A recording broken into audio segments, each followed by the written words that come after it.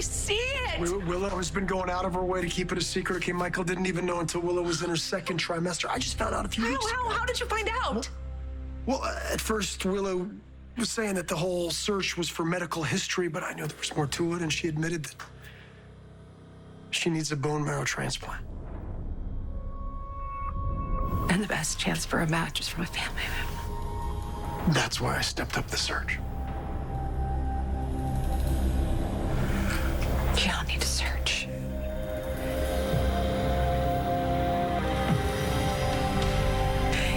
Nina's Willow's birth mother.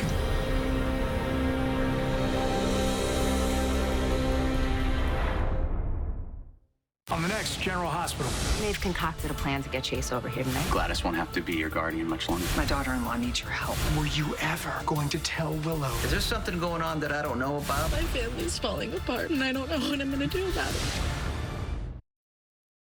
Live from ABC 7, this is Eyewitness News. Widespread storm damage across Southern California. Highway 101 in Santa Barbara County remains shut down after dangerous flooding. The heavy downpours also causing massive mud flows in the local hillside communities. And the bulk of the storm now moving east, dumping lots of rain in areas prone to flooding in the Inland Empire. Hello and thank you for joining us. I'm Colleen Sullivan. Ellen Leva's off today. You're watching Eyewitness News at 3 live on ABC 7, Hulu, and wherever you stream. We are getting our first aerial look at some of the devastation left behind by this storm. A muddy mess across several farming communities in Fillmore in Ventura County. And you can see clear the mud that washed onto Highway 126, which still does remain closed in this area. We have crews across the region today covering the storm damage, but we begin with Dan.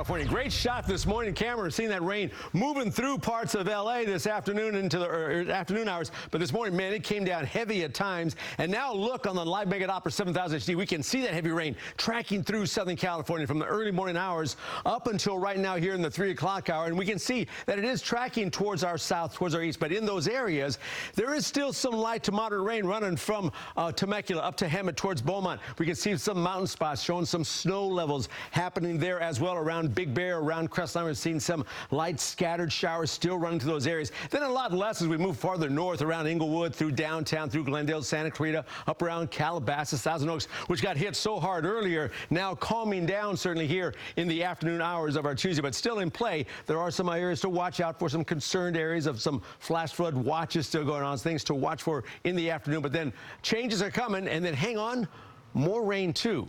All that in a 7-day forecast in a bit. Colleen, right now, yours. All right, Danny, thank you. And with flooding and mudslides in so many places, the monster storms making for terrible travel conditions all around. For now, you might want to postpone traveling north on the 101 freeway. It is still shut down between Ventura and Santa Barbara. Here's some of the latest video of the area just into our Eyewitness newsroom.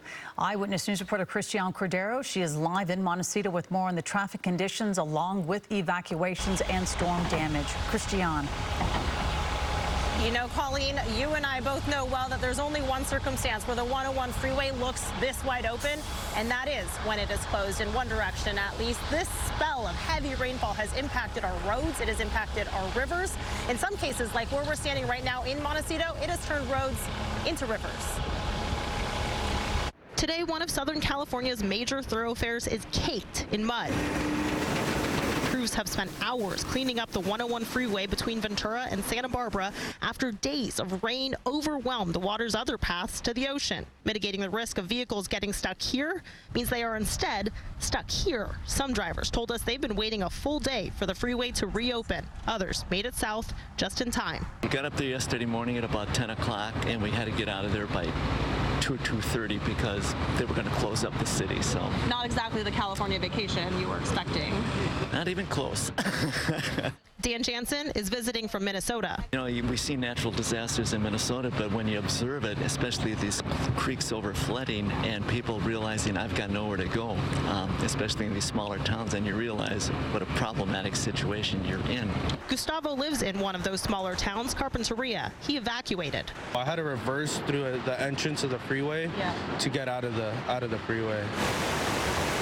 And even though the Ventura River's water line has dropped since yesterday, like 2 feet.